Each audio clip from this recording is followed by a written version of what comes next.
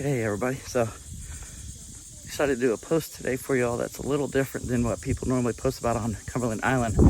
Yes, we know the horses are here and they are out in full force today, like any other time I would expect. But I wanted to do this one about the dogs that were here on the island, particularly with the Carnegie family. If anybody knows anything about me, I love the dogs. I've gone to the National Geographic's History of Dogs exhibit in Washington, D.C. I've gone to the exhibition of dog collars over the centuries in Warrenton, Virginia. I've done research on George Washington's dogs that he had at Mount Vernon Estate, and I learned all about them. And I learned a bunch of things about the dogs in historical locations. And Cumberland Island has had their fair share of dogs here too. I mean, even my wife and I, we brought our own dogs to the island one time.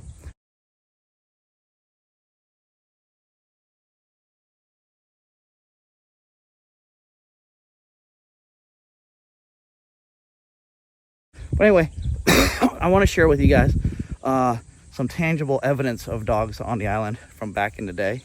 But in doing so, I did a little bit of preliminary research, and I accessed the Georgia Archives Digital Vault database, which actually has probably about 20 actual photo albums belonging to the Carnegie family and the family, extended family, going from 1888 through 1919.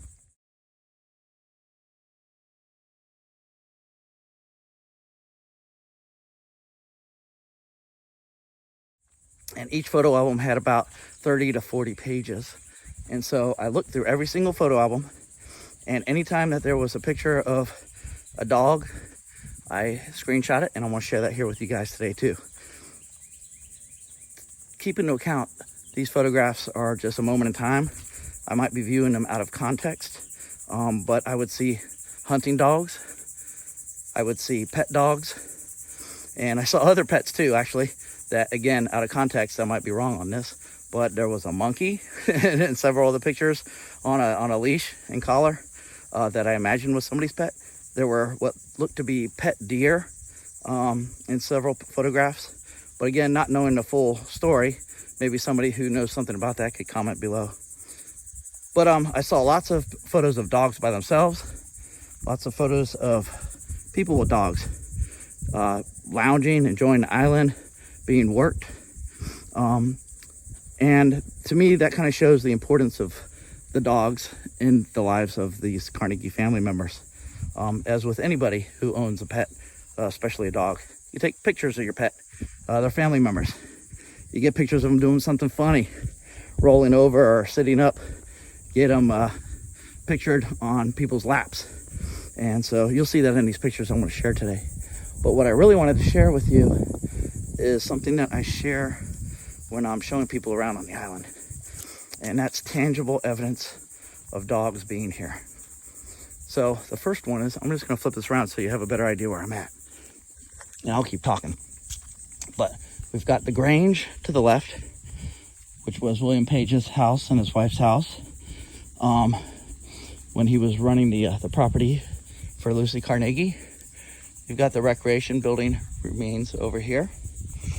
And this is the pathway leading down to the wharf where the boats would have come. The steam yacht would have been docked. And as many times as I've been here, I suddenly saw and pressed into a pad of cement down here, a broken piece of cement, the imprint of two dog paws, looking just like this. And I was like, oh, those are dog paw prints in the cement. And I kept that information in my head, and I always wondered about that. Then in October of last year, the National Park Service did a cool post about a pet cemetery. They talked about 6 human cemeteries that are known on the island, but asked did they know about a pet cemetery on the island. And the pet cemetery's location was just a few yards from where these paw prints were. This is the cement pad, and you can see the paw prints right there. Okay, looking just like that. So I looked around,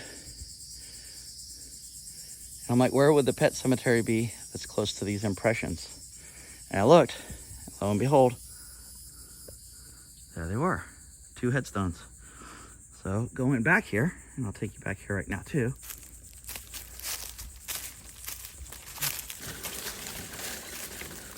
Are 2 incredible headstones that in my mind show the importance of dogs in people's lives.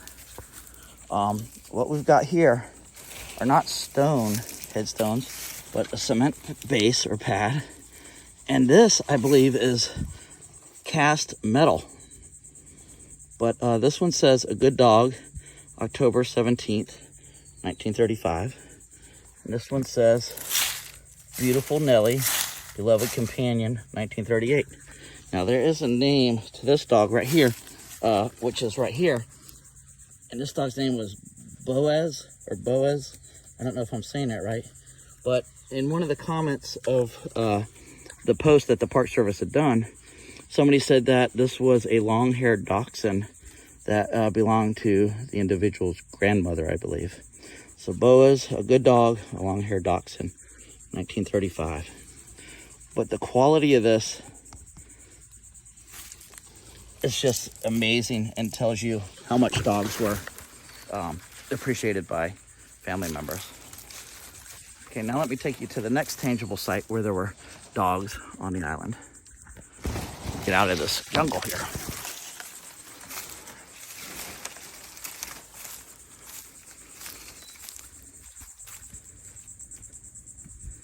Okay, I'm going to skip here and show a montage of family photos with dogs as I work my way to the next location.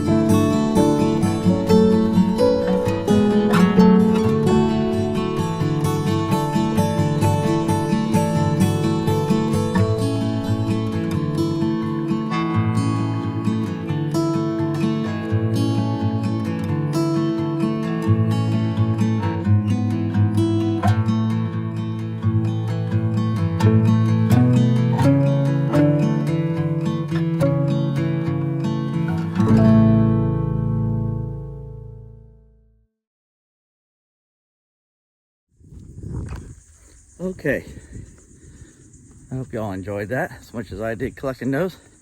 Now we're coming up on the second location where there's tangible evidence that there were dogs on the island here, particularly with the Carnegie family. Going past the 4 segregated barracks buildings for the employees and staff, going past the carriage house, going past the farm animal water cistern, and getting back here towards the dairy bar, where the dairy was, is this cemetery. This is the Green Miller Cemetery that has a wonderful history, but today I'm here to talk about dogs. And even before you get to the cemetery, you come over to this pad right here of pavers and brick ledge walls. And I always ask people what they think this was. And I have to immediately say it has nothing to do with the cemetery. I want people to take note that this is near the workers' side, or this is within the workers' side of the grounds. And what was this? And to add a little bit more mystique to this is these next 2 things, which continues along the path to the cemetery. Again, saying that this has nothing to do with the cemetery. What are these 2 cement boxes? And I note that they were plumbed with water. There's a larger one and a smaller one. Well, if you haven't guessed by now, this was the kennels for the working dogs. Yes, they had pet dogs that would have been within their house, within their own bedrooms, sleeping in their own beds. But for the hounds and the dogs that would have chased after pheasant and ducks and turkey being shot or flushing out deer, I don't know what. But these dogs running through the marsh mud, getting dirty as all anything, baying hounds, beagles, I'm sure. They would have kept them all here where they could have made as much noise as they would have wanted. And I imagine this structure would have been open-aired for ventilation, but a roof to provide shelter from rain and the sun and the heat. I wish I could find a picture of it. I can't find any pictures yet, but these are the tubs that these dogs would have been bathed in after a day of hunting. How cool is that? And so I always have fun having people guess what those are. And then I also note that, geez, in the early 1900s, having a bathtub with basically unlimited running water to bathe in for a human was a luxury. And here it was for their working dogs. So anyway, those photo albums did not go beyond 1919.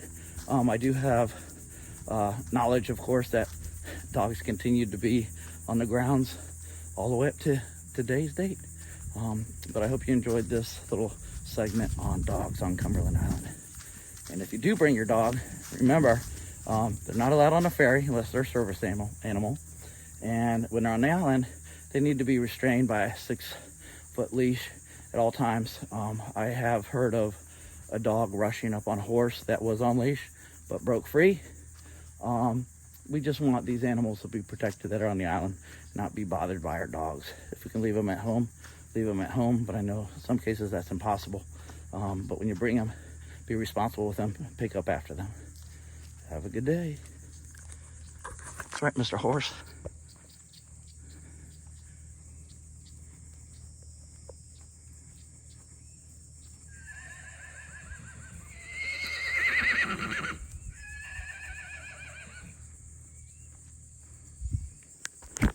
They're saying goodbye to.